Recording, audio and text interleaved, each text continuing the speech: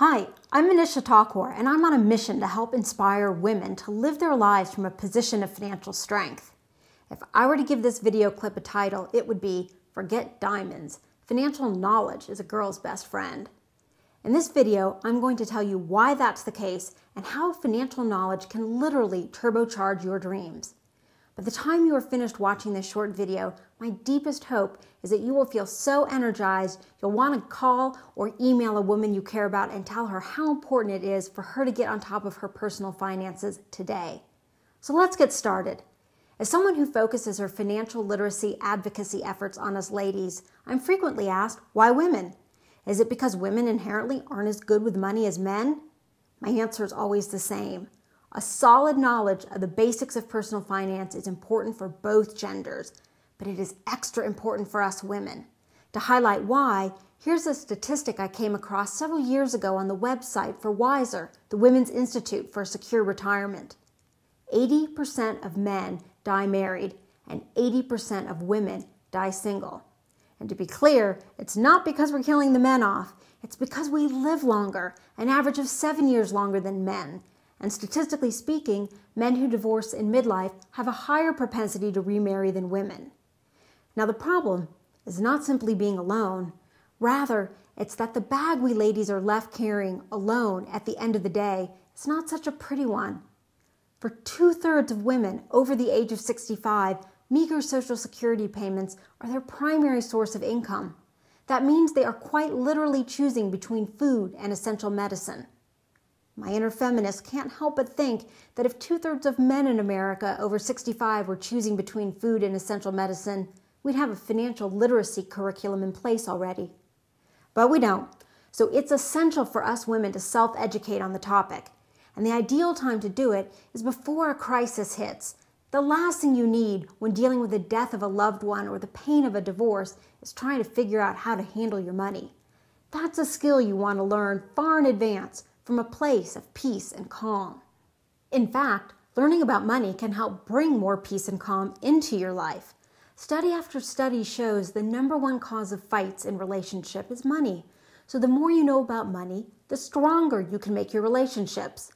But the real reason why it's so essential for us women to take charge of our financial lives isn't simply to stave off the bag lady blues. It's to make sure that we each are living the lives that make our hearts sing today. Let me be blunt. For most people, the subject of money is a boring one. That's why, when it comes to financial literacy, my best girlfriend and co-author Sharon Kadar and I like to ask women to free associate with the phrase, "When I live my life from a position of financial strength, I will... ... It's the answer to that question that tells you why it's so important to learn about personal finance. Because when you have your financial life in order, you can choose a job for the right reason, stay or leave a relationship for the right reason, and pursue the hobbies and passions that put a spring in your step. The answers we've heard from that exercise range from take my kids to Disneyland to never again attend a mind-numbing corporate meeting.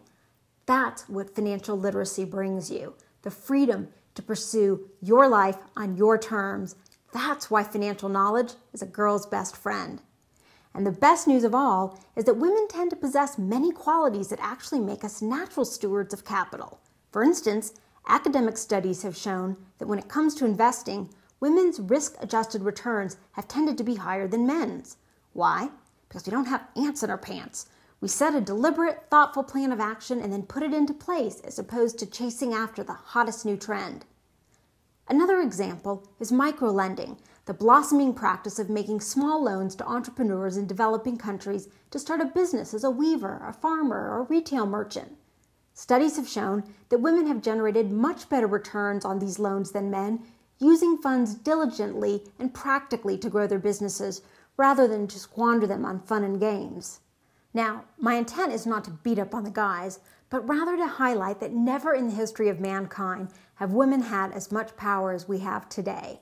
We have women running everything from corporations to countries, and it's time we collectively embraced our financial firepower as well. The last thing I want to say is this. Good personal finance does not have to be difficult. Virtually every piece of advice you will ever hear will fall into one of 3 buckets: save, invest, and protect. If you consistently spend less than you earn, invest your hard-earned savings wisely, and protect yourself against the unexpected with insurance and appropriate documents such as a will, you're 90% of the way there. So spend some quality time reading books, blogs, magazine articles, and watching videos about personal finance. Increasing your level of financial literacy is one of the best investments you can make in yourself. It's the gift that keeps on giving.